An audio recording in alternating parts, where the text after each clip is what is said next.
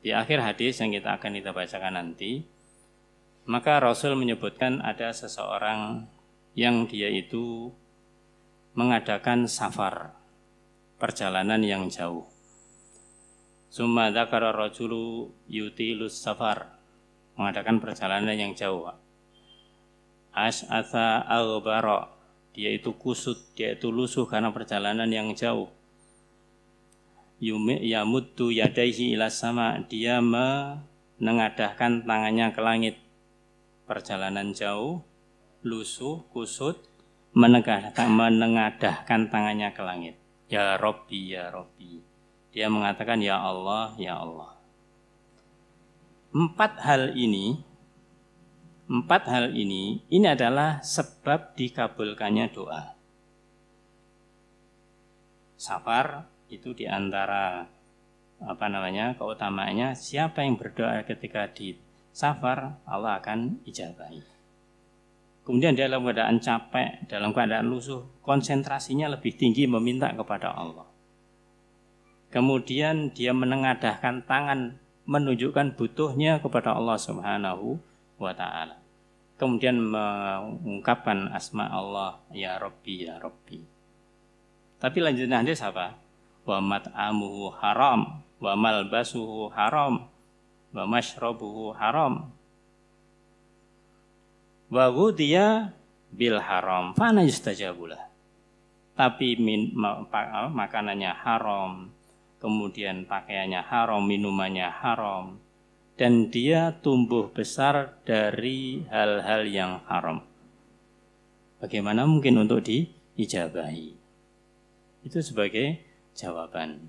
Jadi kalau seseorang dia itu masih berkecimpung dengan sesuatu yang haram, dia istighfar kepada Allah, kemudian dia mengatakan apakah bisa menghapus sementara waktu. Yang menghapus siapa? Yang menghapus ini siapa? Apakah dia istighfar kemudian pasti Allah menghapusnya? Tidak ada yang jamin. Ampunan dari Allah belum pasti. Dosa pasti masih dia lakukan. Jadi bagaimana? Oleh karena ya Zanisullah, jangan kita itu menganggap Allah itu seperti makhluknya. Laisa kamitslihi syai'un. Tidak ada yang semisal pun dengan Allah Ta'ala. Pertanyaan yang disampaikan tadi itu ya seakan-akan bahwasanya ya karena kondisinya masih belum bisa meninggalkan hal-hal yang maksiat, apakah itu kebiasaan ataukah itu pekerjaannya, sehingga ya sudahlah untuk meringankan pokoknya saya istighfar terus kepada Allah Ta'ala. Itu seakan-akan kita memberikan Allah, ya Allah saya sudah istighfar loh ya, dikurangi dosanya ya. Tidak seperti itu. Oleh karena itu, jangan meremehkan, jangan menganggap kecil dosa, dan jangan menganggap istighfar kita itu sudah pasti Allah terima. Ini dalilnya tadi itu. Doanya sudah dilakukan dengan berbagai macam sarana yang diijabahi. Tapi ternyata makanannya, minumannya, pakaiannya, itu semuanya sumbernya dari yang haram. Dan akan diijabahi oleh Allah Ta'ala.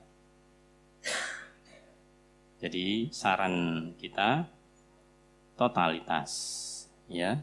Totalitas artinya kalau memang kita sudah tahu amalan kita, perbuatan kita masjid yang haram, sudah bismillah, ya. Kita niat, ya, bahwasanya itu kita tinggalkan karena Allah Subhanahu wa taala, Allah akan mencukupi kita.